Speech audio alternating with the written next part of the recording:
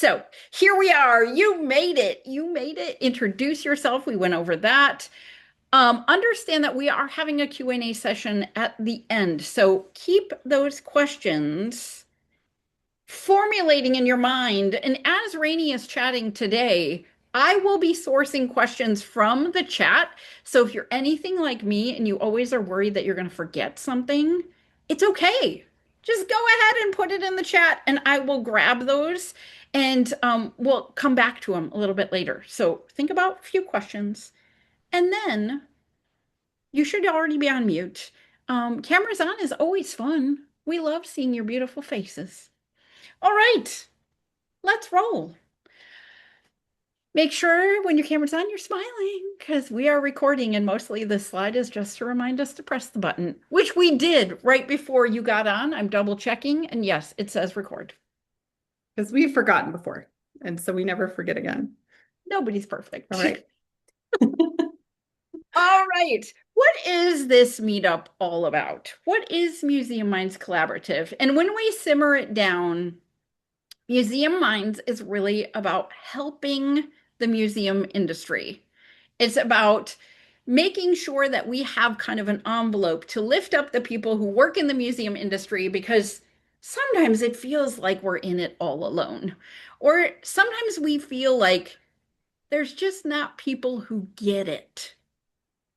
So we wanted to create this space so that people feel like they're in the room with other people who get it. Seasoned museum professionals, those who work in the museum industry, all the people we love to chat with. So that's why we started Museum Minds. We've been at it this is our third year. We're entering into our third year of Museum Minds, and we have lots and lots of topics, the breadth of which things we've talked about is vast. So there's lots of archives, there's lots of old episodes that you can watch, things like that. So let's keep rolling. This is what today is going to look like. This is our agenda for the day. We take just about 5 to 10 minutes for housekeeping, introductions, making sure you have the opportunity to introduce yourself in the chat and leave your contact information if you want people to reach out to you, and for us to introduce ourselves. And then we have about 25 minutes-ish of interactive learning. We always have a topic of focus each and every month. And then any of the remaining minutes that we have is open for networking and questions. That's the big part that sets Museum Minds as, in a different category than a lot of other webinars that you'll be at, is that we don't format this as a webinar. It is still a call where everyone has the opportunity to participate, and we love it when you do. So use the chat, get on for the Q&A. We really want participation so that everybody feels welcome here. Then, of course, because Rainey and I run private professional development communities, we have a little after party after the call is done for our members, where we can talk a little bit more about the topic, connect as members, connect as museum folks. And we also use that after party for anybody who's interested in our communities. So you can absolutely join for an extra half hour of time just to hear more about our communities and connect with the people who are in them right now. So what's next? We get a chance to introduce ourselves. So maybe I'll start. How about that? So my name is Rani Robison. It is pronounced rainy, like the weather. I am the founder and principal of Neptune Sugar Arts Marketing Agency, and I help arts and museum professionals, those wearing the marketing hat, to clarify their branding, messaging, and storytelling so they can better communicate their mission and better reach their audiences. Beth? awesome. I am Beth Houseworth, and I am the founder and CEO of Inspired Impact. I run a leadership development community and do lots and lots of leadership development coaching for museum professionals, as well as doing consulting projects across the globe in strategic operations and emerging museums. So, if any of that sounds interesting on either of our plates, the next slide is going to give you two little QR codes where you can contact us because we love to gab about museums. Rainey does a lot of gabbing about marketing, and I do a lot of gabbing about leadership. So just go ahead and schedule a call with either of us, and we can chat together all about museums. And I just put it in the chat too. So Oh, love it. there you go. Fantastic. Okay. One more thing. One more thing, and then we promise. One more thing, We'll and then get to we'll it. get down and dirty.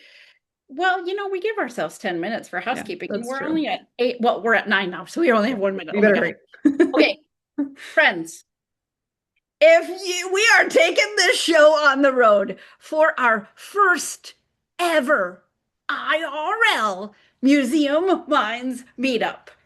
Oh my gosh. Maybe I need to speak in monotone so that I don't sound as excited. But I'm super excited because interactivity is coming up. That is the Association of Children's Museums annual conference where I am a regular. I've been there for like, oh my gosh, probably 12 years now. And Rainey's coming to join us. Oh my goodness. So we will be at the Sheraton in San Diego in the lobby area at 6:30 on Tuesday, April 21st for an IRL Museum Minds meetup. We're going to have chances Oh, in stuff and all kinds of stuff. So meet us there if you're going to be at Interactivity or you just live in San Diego. We would love to have you there. Hey, all great. right. So Okay. now the thing that everybody's been waiting for. Get it, girl. Okay. Well, welcome to Branding That Doesn't Suck. This is actually the third installment of the Doesn't Suck series. We started with photos that don't suck, graphics that don't suck, and they were both very popular. So we said, let's do branding. Okay.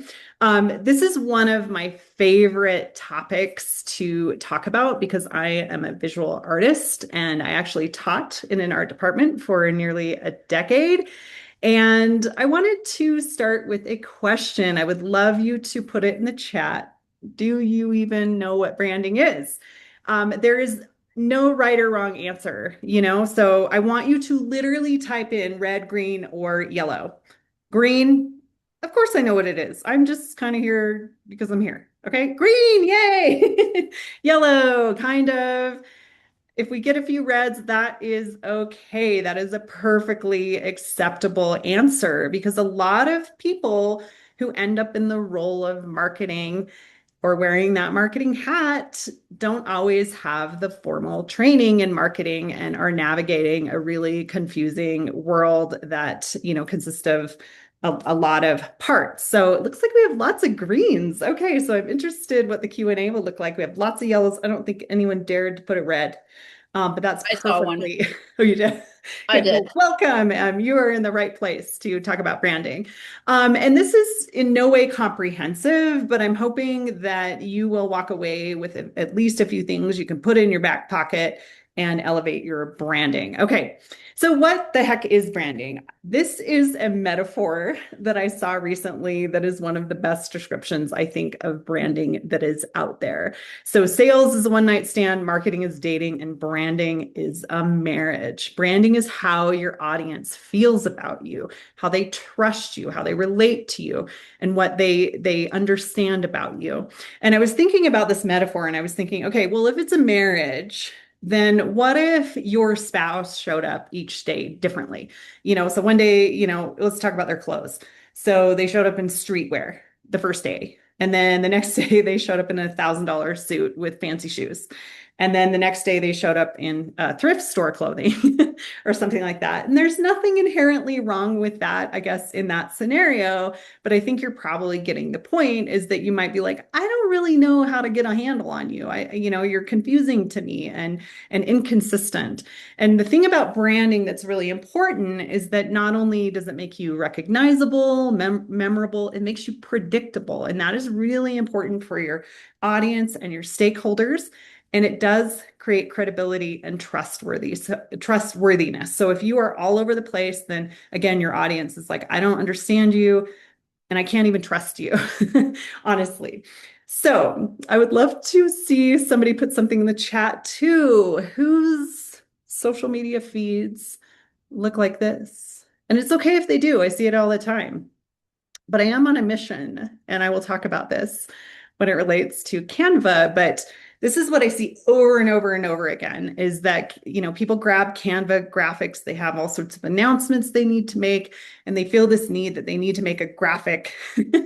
I see, hey, is that mine? LOL. I love it. But yeah, there's this tendency to use this program, which I think is amazing because it is so user friendly, but I do see all the time, say it's Valentine's, they, grab a Valentine's graphic or something like that. But a lot of times, this is what those feeds end up looking like. And on the surface, there's nothing, recognizable about any brand in these. So this is something I would like to remedy today. And yes, they are Canva templates, actually, Carmen. So yes, and I'll tell you more about my Canva mission in a minute. Okay, this is something I used to show in my graphic design class, actually. And you can clearly discern which organization has brand guidelines and which one does not have brand guidelines. Okay, so today what we're going to be talking about is not perfection. We're just going to be talking about setting standards, and that alone is going to elevate your brand significantly. Now, I'm going to reference a lot of questions that came up in the registration. And one of them was, well, what if I'm not a trained graphic designer? So what do I do? So of course, you're going to think you're going to look like the one on the left. But honestly, if you do set those standards and you don't have training, maybe you'll end up in the middle. And that's not a bad place to be. These don't have to be perfect. What we're looking for is consistency. Okay. Another question that came up in the registration was, so if we set those brand standards, how do we, make sure that's consistent across the board, from print and brochures and social media and things like that. And again, I just wanted to show one example where these are in no way identical types of designs. They serve different purposes. They look fairly different. But if you look at the fonts, you look at the color scheme, you look at the logo and the type of imagery on there, then there is a lot of consistency going through these graphics. Okay, and we'll talk a little bit more about this as we go. I'm dying to know what else people are writing in the chat. It's free if you set up Canva. Anyway, we'll read more of these later. Okay, now I've talked a little bit about visuals, and we will talk more about visuals.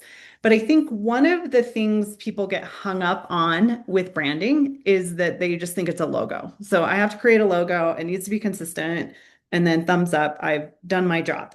Okay, but a couple of things that people don't think about, or one thing in particular, is their voice. How are you talking to your audience? And this is one of the number one things that I see with organizations is that they talk at their audience and they sound generic.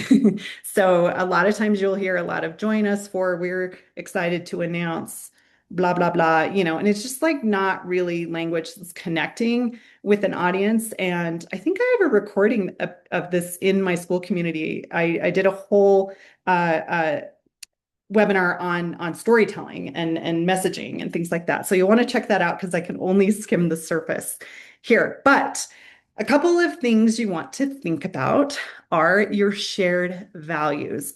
What are, why do you exist and why do people come to see you? And what are those values that you share? So for instance, if you are a children's museum, And you can correct me, Beth, on this, but I imagine discovery, play, exploration, curiosity are going to be some of those shared values. Okay. And that can exist in a lot of museums, but if you're an art or a contemporary art museum, those values might be a little bit different. It might be inspiration, it may be innovation, things like that. So it is going to vary from, organization to organization. But I think it's important to think about, and if you're seeing any words here, pick 3 to 5 and throw them in your little mini branding guide that I hope you'll, maybe have by the end of this presentation. And this one I think is really important.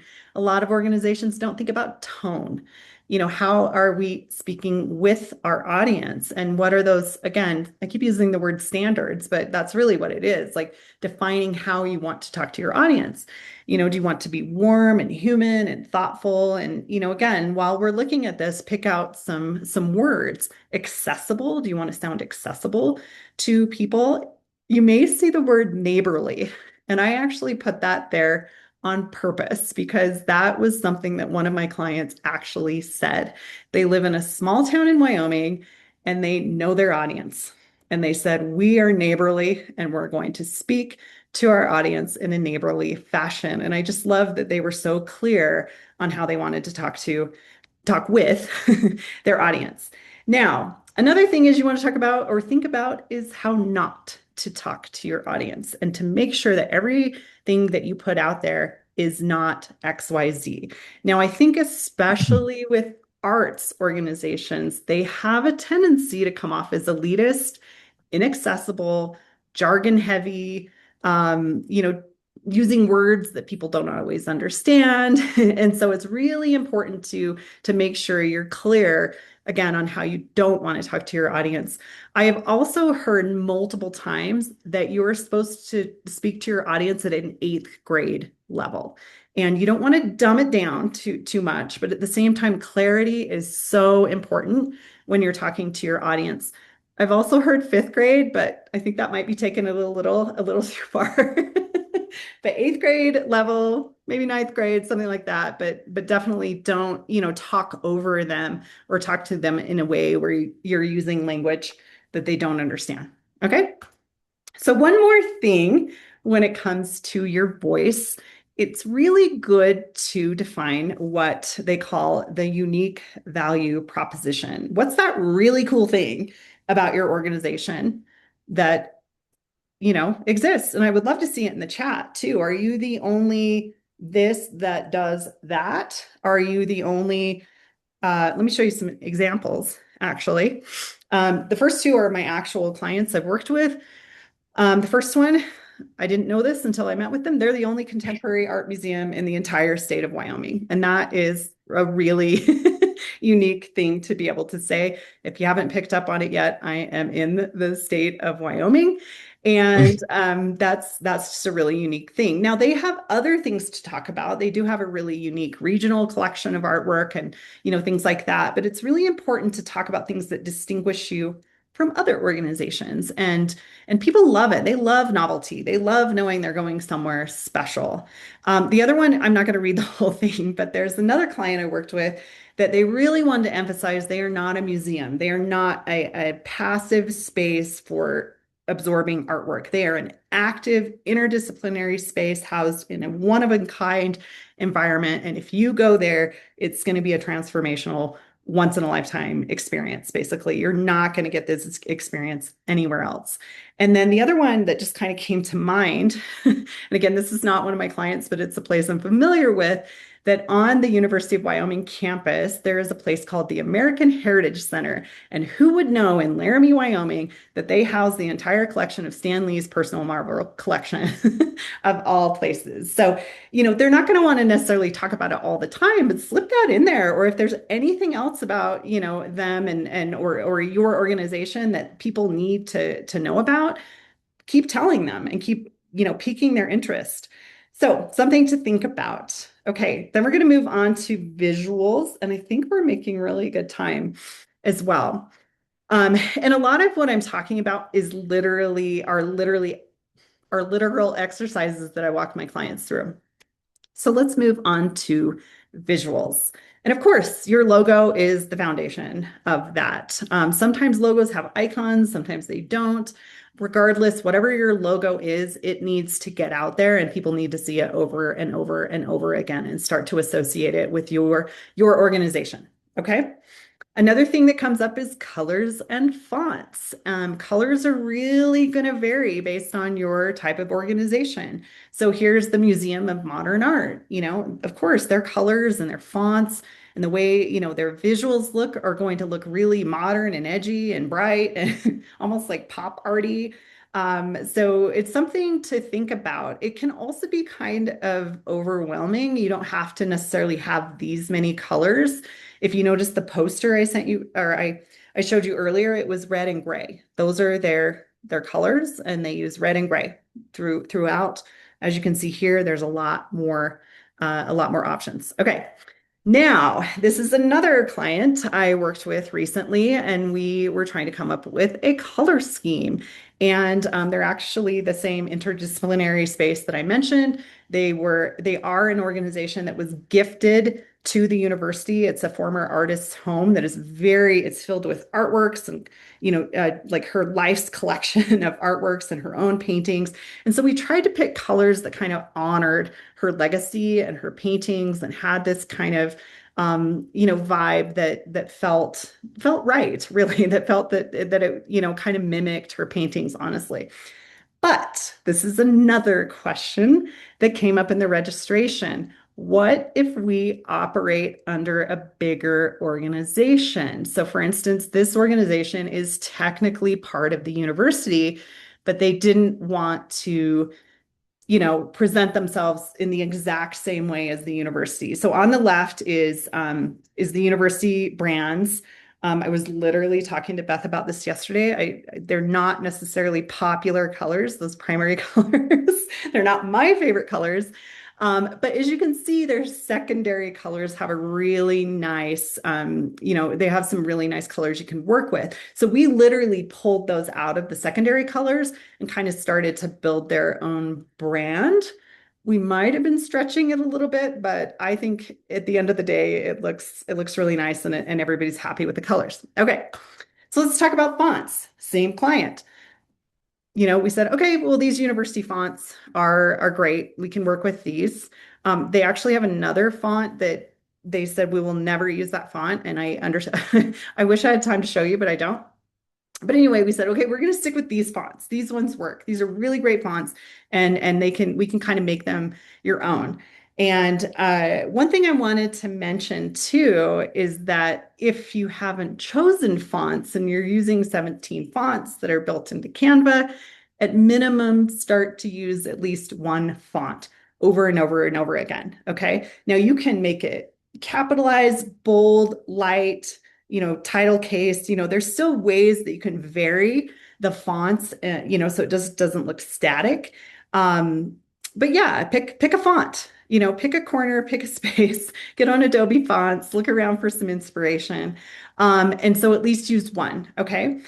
Now you can mix sans serif and serif fonts, and I actually love how they look together. Now, the rule of thumb is they're supposed to look more unalike than they do alike.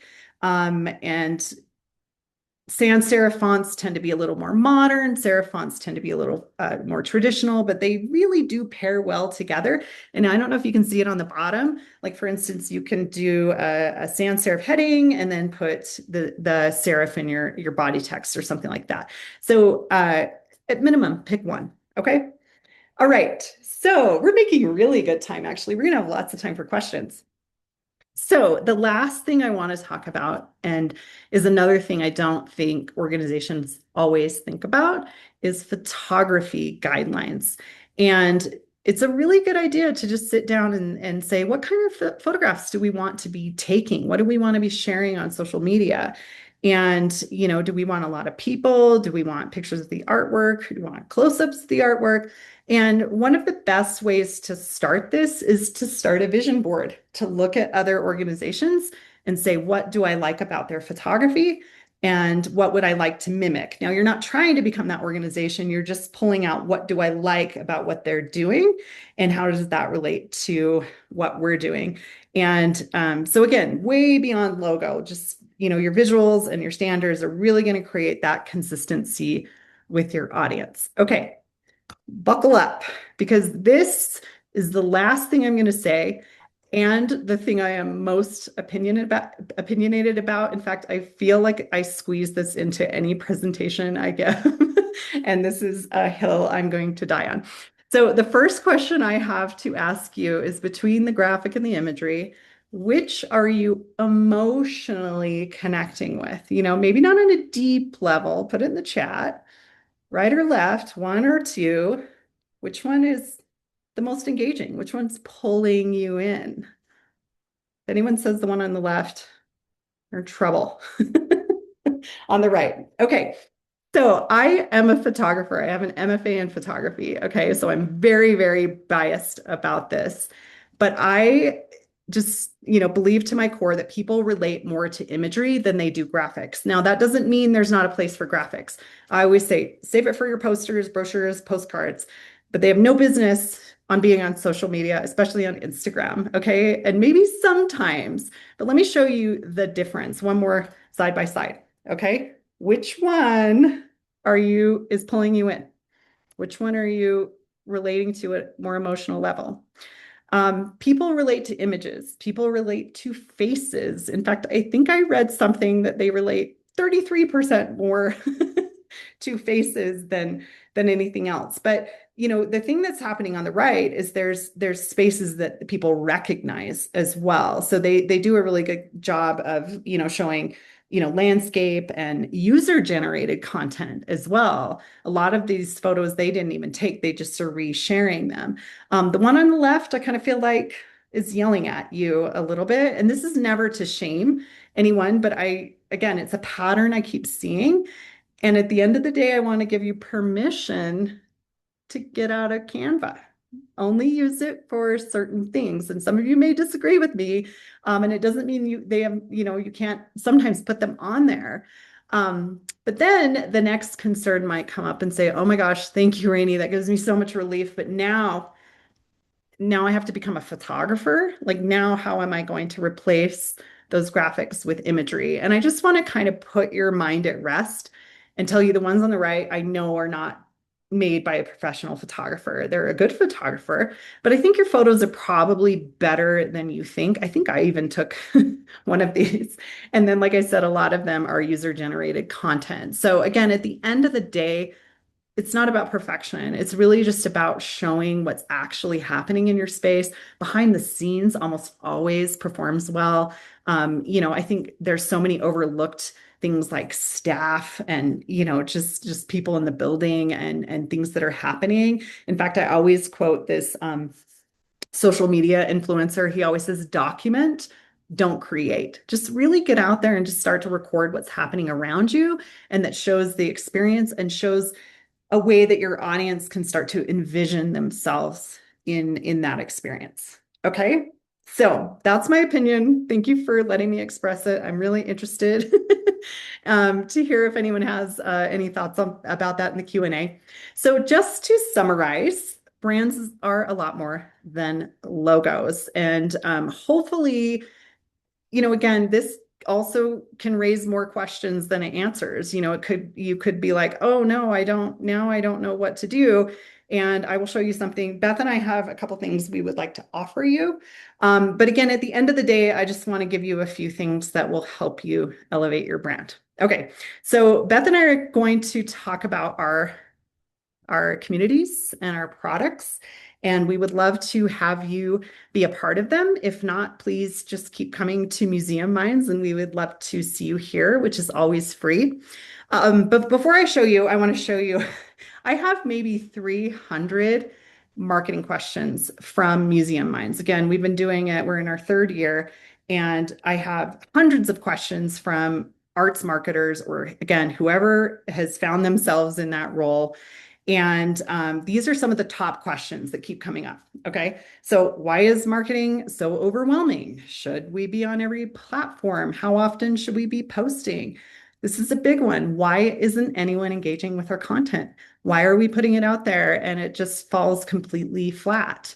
Why do our visuals feel inconsistent, which we talked a little bit about today, but there's a lot more we can talk about. How often should we be sending emails? And this one is again one of my other obsessions. How can we go beyond event announcements to actually telling our stories? Because I think that's another trap that organizations get in is just announcing, oh, we're doing this or we're doing that. But how are you telling your stories about what's actually happening behind your exhibitions and behind the scenes and the themes of your exhibitions, etc. So based on these questions, I created something I'm really excited to announce. It's called the Arts Marketing Studio. And this is a 6-week done with you program. Each week we meet about a different topic live, and I walk you through the same exercises that I do my consultants, and I hold your hand and I answer your questions and hopefully help you gain a lot more confidence in your marketing. And like I said, I've been a marketing manager. I know what it's like to be overwhelmed. And I realized that part of that overwhelm came from lack of structure, lack of a plan, and lack of systems. And so this, at the end of the 6 weeks, is designed to give you a comprehensive marketing plan that you can walk away with.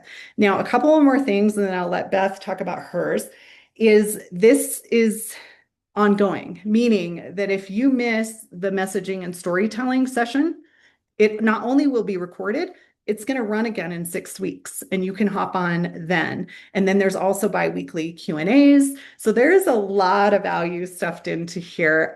But this is the pilot program. So right now I'm offering it at $99 for the first 10 signups. In fact, as I'm talking about it, I'm like, how am I stuffing so much into $99? Now, if you were to go to one, you would get your $99 worth. But again, if you want to go to 3 or 4 or all 6 and all the Q&As, this is, especially in the beginning, is going to feel a lot like one-on-one and small group coaching, and then it's going to grow. So for the first 10 signups, we're doing $99. It's going to double after that and eventually turn into like a $500-600 program. So I would love all of you to sign up and be part of this pilot program. I'm really excited about it. One more slide and then we'll move on to Beth.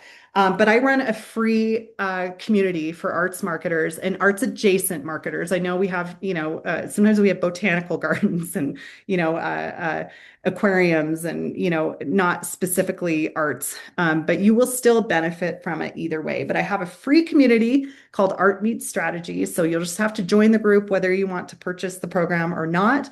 We'd love to see you in there. I have a goal of getting 1,000 people in there by the end of the year so people can talk to each other and support each other. And then if you're interested in the program, all you have to do is click on the course in the classroom, and it's launching May 5th. So I'd love to see you either way in the community. Beth, are you on mute? Are you? You are. I am. All right. Speaking of communities, this is my Excuse me. Museum Leaders Academy. This is a fantastic community. We have a few people in the call right now that are my Museum Leaders Academy folks. Love it. It's a great place to connect with other museum leaders, get ideas, see where things are going in the industry, and mostly ask questions of other like-minded people.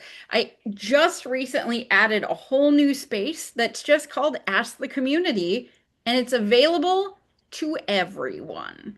Whether you're a paid member or not, you have access to Ask the Community. And that is all about museum leadership, but a lot of operations type questions get posted in our membership. So I thought, why not open that up to everybody? So there are already over 100 people as members in the community to really source information from. This is a great way to join if you're self-motivated, if you really want to go and find some good stuff. All of the workshops on a monthly basis are archived and you can go ahead and watch them. We have weekly office hours, monthly workshops, monthly group collaboration calls, all in an effort to bring together those like-minded people and keep that conference energy going. Every time I go to a conference, I feel like, wow, if I could have this every day, it would be so awesome. And that's why I started Museum Leaders Academy. So that's one of my offerings. The other one on the next slide, Rainey will move it forward for I me, put everything in the chat, by the way. Just right, that's and what the I was links are supposed in the to chat. Is New Leaders Launchpad. And New Leaders Launchpad is for that person who's not quite sure what the next right step is. Maybe they were an educator who is a phenomenal teacher, and now they're in charge of all the teachers. They now have people that they need to supervise, and they've never been a supervisor before.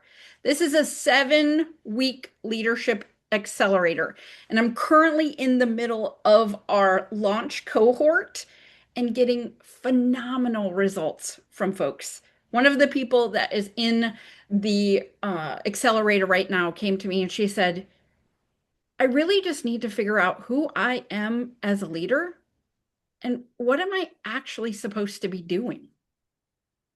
And now she's in it and she was like, I cannot believe all of this stuff. It is so incredibly helpful. And I feel like I have my own leadership voice.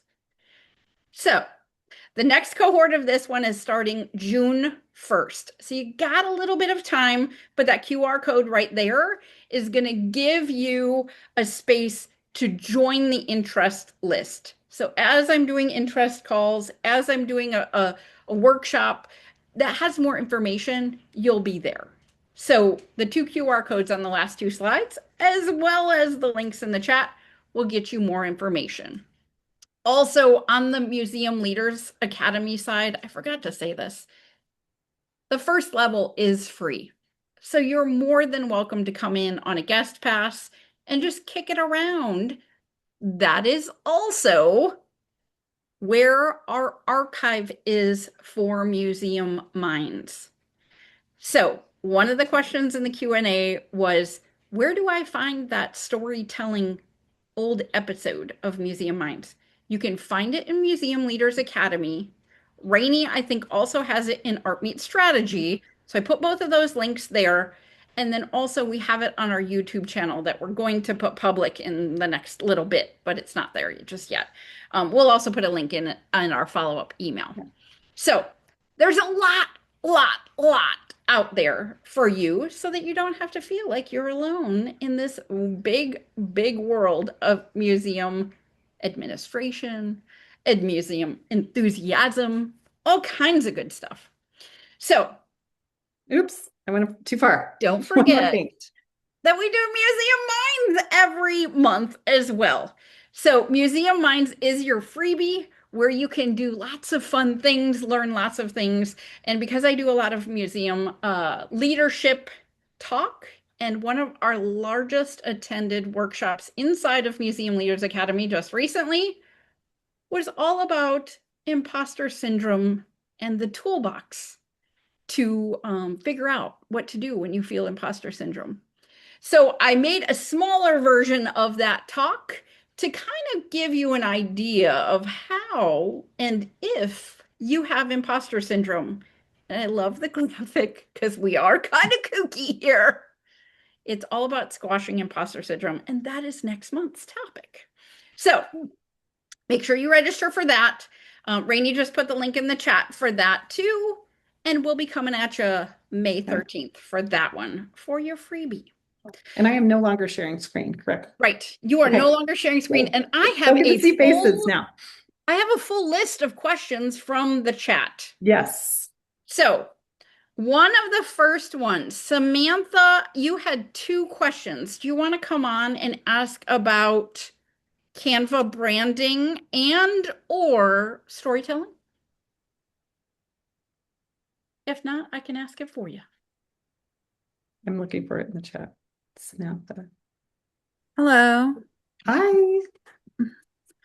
I had just mentioned that we use I sometimes use the Canva at work to create things. and I set up like the branding section Mhm. with some fonts and um, like our logo and the colors and everything like that. And I thought that was a neat little thing, but I'm kind of like a figuring Canva out as I go along. Mhm.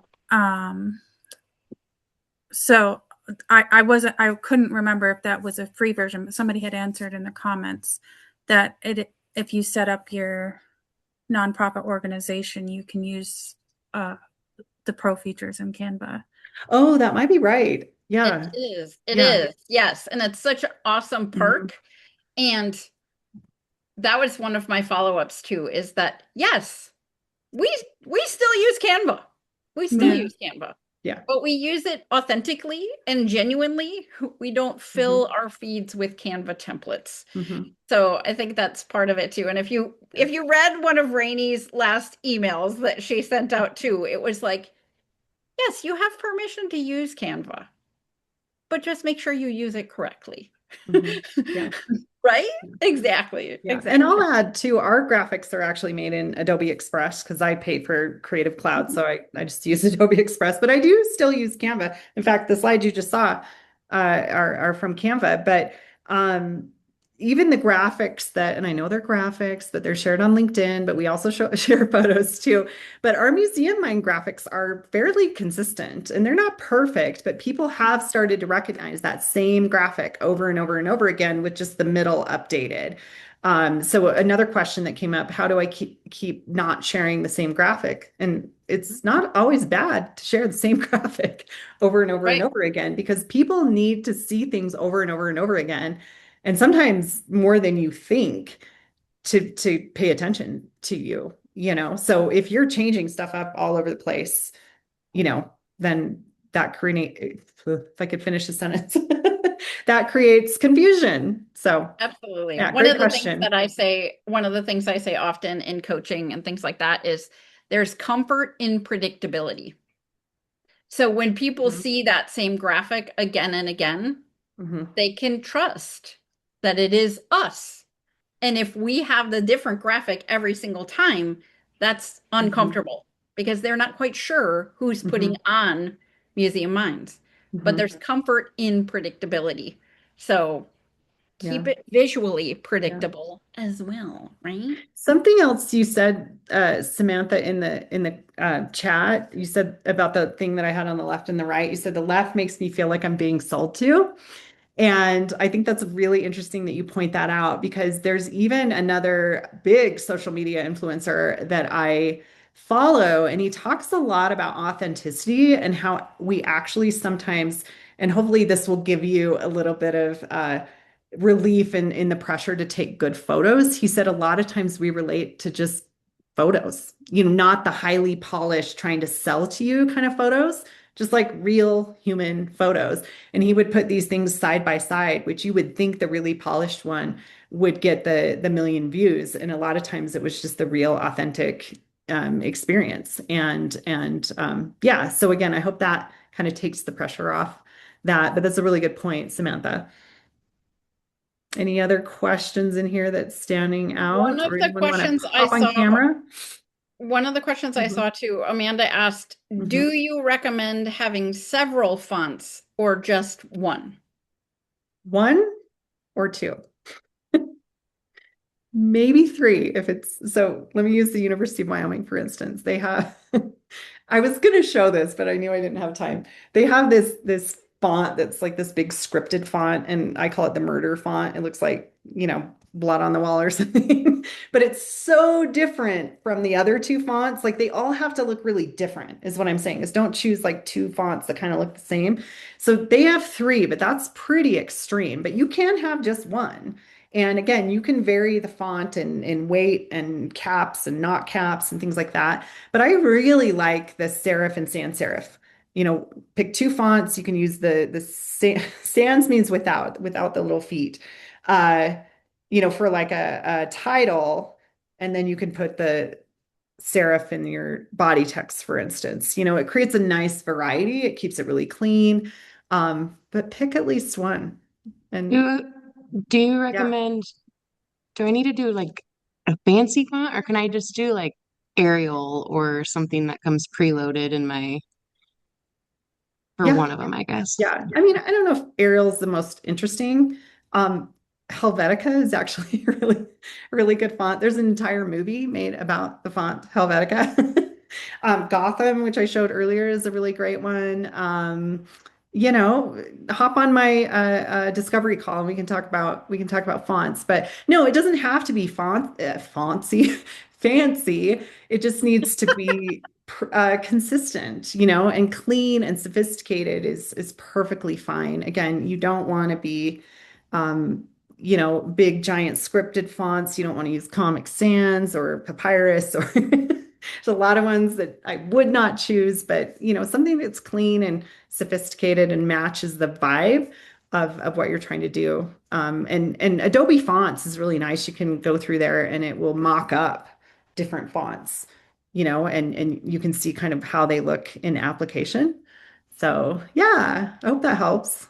But it's overwhelming, I know, and that's why you should come into my community because we're going to talk a lot about it.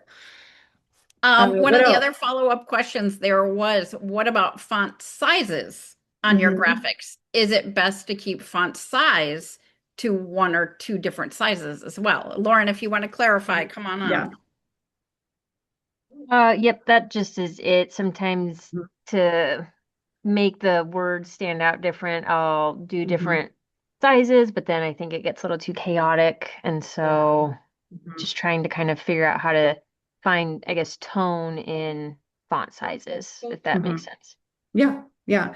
I would just kind of, I mean, you can go outside of this too, but again, to like make it digestible, you can think just header, subheader, and body. You know what I mean? And that header is really going to capture your attention. And I have another graphic that always says you're always going to read the biggest thing first, the medium thing second, and the smallest thing third, even if they're located on different parts of the poster or whatever. But that I would probably just kind of limit it to three, but it doesn't mean you can't go really big, but just think of the big, the middle, and the small, if that is helpful. Yeah, there's something called hierarchy in graphic design, and it's all about what do you want them to look at first and second, etc. But yeah, I wouldn't overwhelm yourself either. Just try to distill it down to, I think we sometimes overcomplicate it and try to do too many things. And sometimes really what people are looking for is just clarity and simplicity. So does that help, Lauren? Yeah, definitely. Thank Okay, you. good, good, good. Yay. Any other? I have one I want to throw you, Beth, unless there's something else. Oh, sure. Another question that came up a lot was, how do I say I did set some brand standards? How do I get everyone on board? Because I've worked with an organization and they were dead serious. They said if there is a sign on the garbage can, it's going to be branded.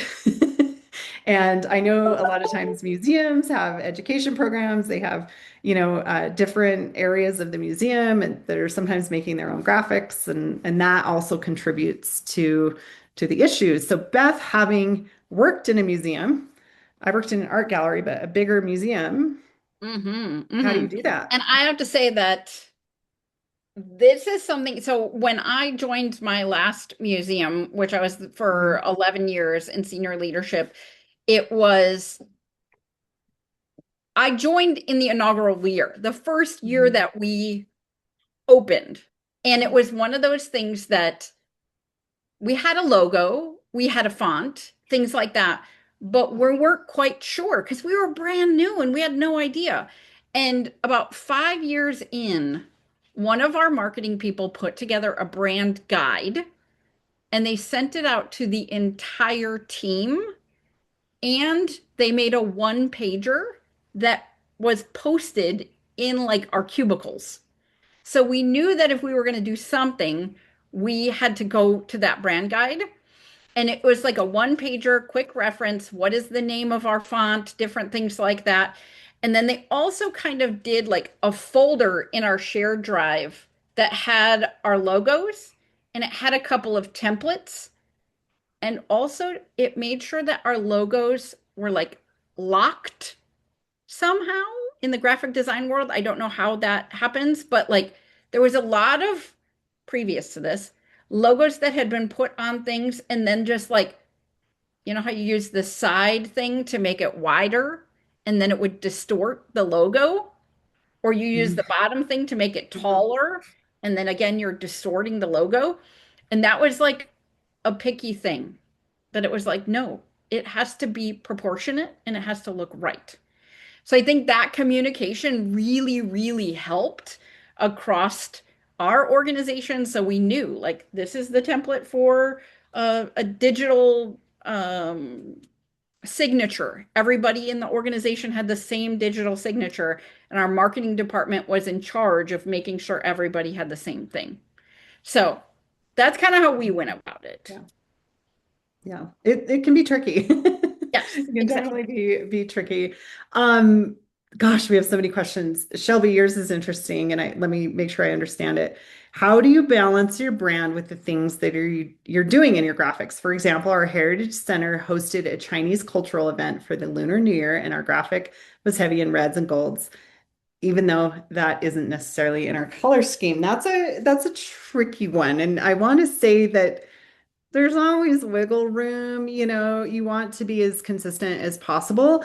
But then again, kind of like the two posters from Ucross that I showed side by side as well. Um, it doesn't do you mean the colors are in the photo, or is it you're using graphics? And maybe you can clarify that, like graphic elements. But you could also kind of package it in your own brand and then have a photo that represents what you're doing. But I'm not, am I understanding the question correctly, Shelby? Yeah, Sort of. so It's hard to answer without seeing it, but I think I know what you're saying. so Yeah. I am just thinking specifically of the Mhm. last one, the Yeah. last event that we did. Mhm. And we have like an idea of what our I guess our branding image is. And when I think of this particular flyer that we had done because we had an event happening, I was like, this is very different from, I guess, all of the examples that we've Mhm. worked through in this talk. Yeah.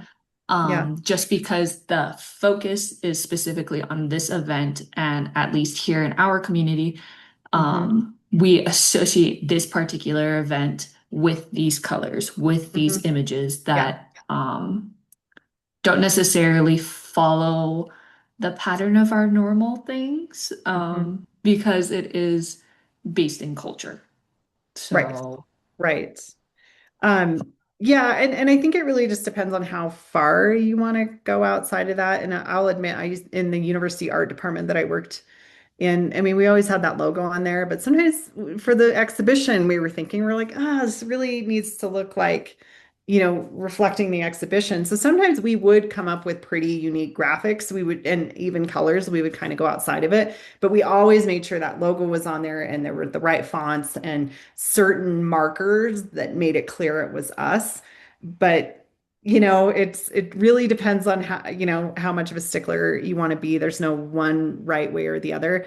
And I'd love to see the graphic that might help me a little bit more. But yeah, you can push outside of that as much as you want, But again, try to create as much consistency as possible. And I know art museums too, or children's museums, they have different exhibitions. So they're going to want their poster to look unique to the event and not just be static and generic. So it's a delicate balance. It's a good question, and it's one of those marketing things where it depends.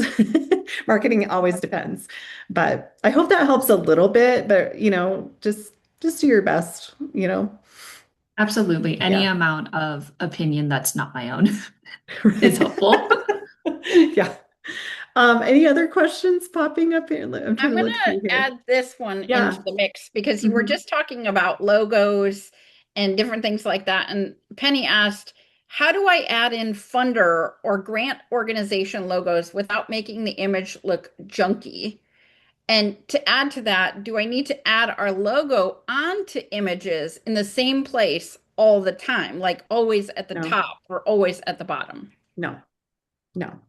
Um, I have two things to say about that. The first one, now if I can, let me, The if you first could one repeat was them one by one.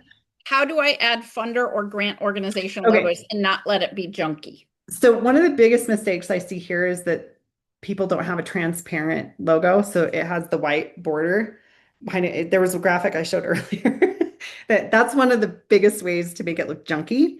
Um, a lot of times the funder may not have that, but fortunately in Canva, you can remove the background and it's going to look a lot better. That's like one of the biggest junky things. Um, usually they're kind of at the bottom. You don't want to have them be overpowering, but I recognize those people need to be recognized, so as perfectly spaced as they can be. Sometimes if you have like 75 logos, hopefully it's not that many, but you've seen those t-shirts for like Walk for Life or whatever, they have like 75 logos on the back. Um, so if it's a lot of logos, try to just keep it in a grid and something really organized. So I hope that helps a little bit. What was the second question? And if not, pop Do on, I have Penny, to and let me have know. my logo in the Oh, same Penny, there you place? are. Do I have to put our logo in the same place all the time? Like if I'm doing it, should always be the top left corner or always the bottom right or always in the middle, or as long as it's on there somewhere, eh?